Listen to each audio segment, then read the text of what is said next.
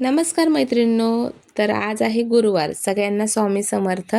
आणि छान अशी दिवाबत्ती करून झाली आणि देवाचे दिवे वगैरे लावल्यानंतर आता जेवणाचा विचार करत होती. तर आता काय बनवू? तर सगळं किचन वाटा वगैरे आवरून झालाय. फक्त भांडे वगैरे, मुलांचे टिफिन वगैरे घासून झाले आणि आता दिवाबत्ती झाल्याच्या नंतर दरवाजावरची लाईट वगैरे टाकत होते आणि मस्त तिरुपती महाराजांचा जप लावला तिरुपतीचा. आणि ऐकत आपलं चालू होतं की काय बनवू काय. मग शेवटी भाकरी घेतल्या बनवायला आणि एका साईडला भात लावला. तर अशी भाकरी बनवता. तर तुम्ही कशाच्या भाकरी बनवता हे नक्की सांगायला विसरू नका. मी इथे ज्वारीच्या भाकरी बनवते आणि कसल्याही प्रकारचं याला गरम पाणी वापरत नाही, थंड पाण्यातच बनवत असतो. आणि आमच्या इकडे भाकरीच खातात मराठवाड्यात.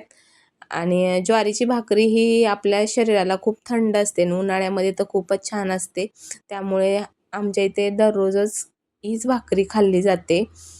तर बघा, ही अशी तव्यावर टाकून घेतली आणि छान असं यावरती पाणी लावून घ्यायचंय. आणि भाकरी केल्या, भात केला, परंतु प प्रश्न असतो तो भाजीचा. तर बघा, मी आज विचार केला, मग नंतर विचार केला की जाऊ द्या, गावाकडच्या सारखी हरभऱ्याची भाजीच हटते. मग नंतर बघा, अशी छान भाकरी पलटून घेतली आणि मग त्यानंतर खालच्या साईडून भाजल्यानंतर ती भाकरी परत मी पलटी केली. तर छान अशी टम्म फुगली होती. आणि माझी आई नेहमी मला म्हणायची की तुला भाकरी कधी येणार? सासू माझ्या नावाने ओरडत राहील, तुला भाकरी नाही आल्या तर भाकरी कशी करशील? परंतु आज मला वाटतं की या भाकरीला बघून असं वाटतं की हां, मला पण अशा छान भाकरी येतात. आणि मग दररोज मी भाकरी करते आणि अशाच छान करते. पण बघा, कधीतरी काय होतं तर नेहमी करणाऱ्यांसोबतही कधीतरी वेगळी गोष्ट घडते, हो की नाही? तर बघा, अशी छान भाकरी भाजून घेतली आणि ही दुसरी भाकरी. आणि अशी भाकरी तुटली ना, मला हसायला येत होतं. ही अगोदरची भाकरी एवढी छान फुगली आणि छान पलटली. आणि मी दररोज बनवते भाकरी ना अशी कधीतरी, असंही कधीतरी होतं. त्यानंतर हे सगळ्या भाकरी बनवून झाल्या आणि अहो, आमचे आले तर त्यांनी मंचुरियन घेऊन आले. कारण की आज होता इंग्लंडचा आणि भारताचा मॅच. पण त्यांना मॅच बघत खायची इच्छा होती मंचुरियन, म्हणून मग त्यांनी आणले मंचुरियन. मंचुरियनला दिले मी ताटामध्ये वाढून. त्यांचं तिकडे मॅच बघत चालू होतं खाणं. आणि बघा, ही भाकरी पण छान फुगली पण तुटली होती.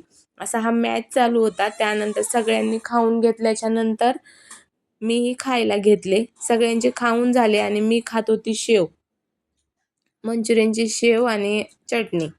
आणि याचं इकडे आपलं चालू आहे डान्स आणि मॅच बघत. परीक्षा चालू आहे तरीसुद्धा मॅच बघणं चालू असतं. मग नंतर मंचुरियन हे खाल्ल्यानंतर एवढे लवकर भूक नाही लागणार. मग 10 वाजले. 10 वाजता मग मी बोलली आता गरम गरम हरभऱ्याची भाजी हटते. मग हरभऱ्याची भाजी हटायला घेतली. त्याच्यामध्ये टाकलं जिरे, मोहरे. नंतर त्याला हिरवी मिरची आणि लसूणची पेस्ट टाकली. नंतर थोडीशी हळद टाकली आणि पाणी टाकून घेतलं. पाणी टाकल्याच्या नंतर यामध्ये आपल्याला पाणीमध्ये मीठ टाकून घ्यायचं. आणि नंतर यामध्ये मी टाकले मुगाची डाळ. जशी की आपण धुवून थोडीशी ही मुगाची डाळ टाकायची आहे. याने चवही छान लागते हरभऱ्याच्या भाजीला आणि टेस्टही येते. आणि मीठ टाकून घेतलं, ते दिसलंच नाही वाटतं, चुकून कॅमेरा लावलाच नाही. त्यानंतर आपले जे बेसन पीठ असतं आणि हिरवी हरभऱ्याची भाजी जी चोळून घेतलेली असते आमच्या गावी, म्हणजे शेंडे तोडतात आणि ते सुकवून छान त्याचा भुगा केलेला असतो आणि त्यामध्ये हरभऱ्याचं पीठ मिक्स करतात आणि तेच नंतर आपल्याला म्हणजे वर्षभर त्याची चव घेता येते.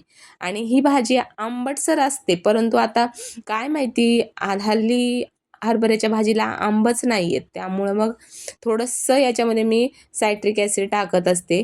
तर त्याने खूप छान चव येते आणि आंबूसपणा जो असतो ना तोही येतो आणि जरा चवीलाही छान लागते.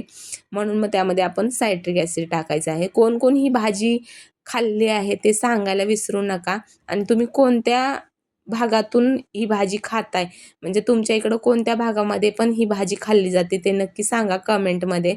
आणि रेसिपी आवडली, व्हिडिओ आवडला तर नक्की लाईक करा, शेअर करा आणि सबस्क्राईब करा. आणि हरभऱ्याच्या भाजीसोबत आमच्या इथे तूप खूप आवडीने खातात. त्यामुळे मग मी तूप वाढलं आणि असं हे जेवून खूप मनाला समाधान होतं. आणि गावच्या साईडला अशा प्रकारचे व्हिडिओ आवडले तर लाईक करा.